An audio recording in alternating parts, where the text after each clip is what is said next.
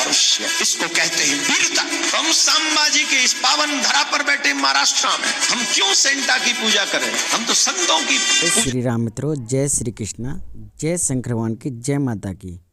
हर हिंदू को असली सनातनी बनना चाहिए। मनुष्य को भगवान से दूर केवल माया करती है।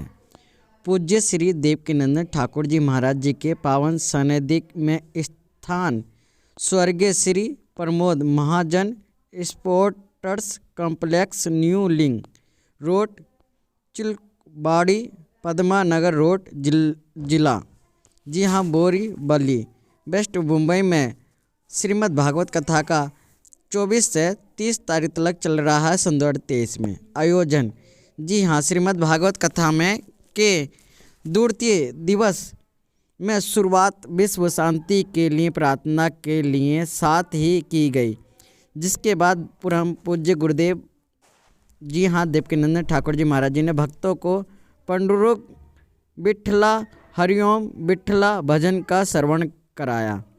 बताते चलें, कथा का श्रवण करने के बाद प्रेत बने हुए धुंधकारी जैसे पापी भी तर गए। जब एक पापी भी तर सकता है तो आज का मानव भी तर सकता है। बात केवल भगवान के ऊपर विश्वास की है। हर एक हिंदू को असली सनातनी और असली हिंदू बनना चाहिए, क्योंकि जिसके मन में भगवान के भक्त होने का भाव होते हैं, भगवान हमेशा उनके साथ रहते हैं। जी हाँ, देवकीनंदन ठाकुर जी महाराज जी ये भी कहते हैं, आज क्रिसमस के दिन कुछ जागरूक सनातनी हैं जो आज तुलसी पूजन कर रहे हैं।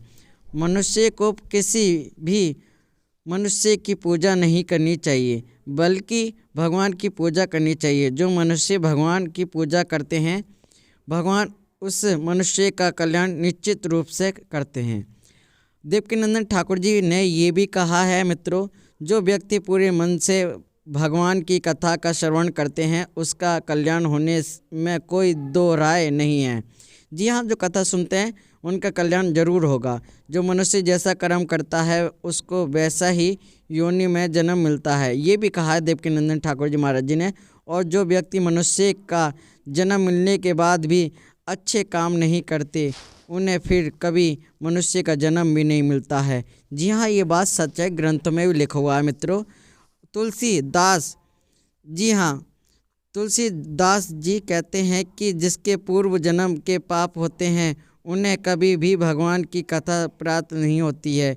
जिससे कथा सुनने का अवसर प्राप्त होता है, वह व्यक्ति बहुत भाग्यशाली होते हैं। शिव जी महाराज से सीखना चाहिए कि सच्चाई सनातनी कैसा होना चाहिए।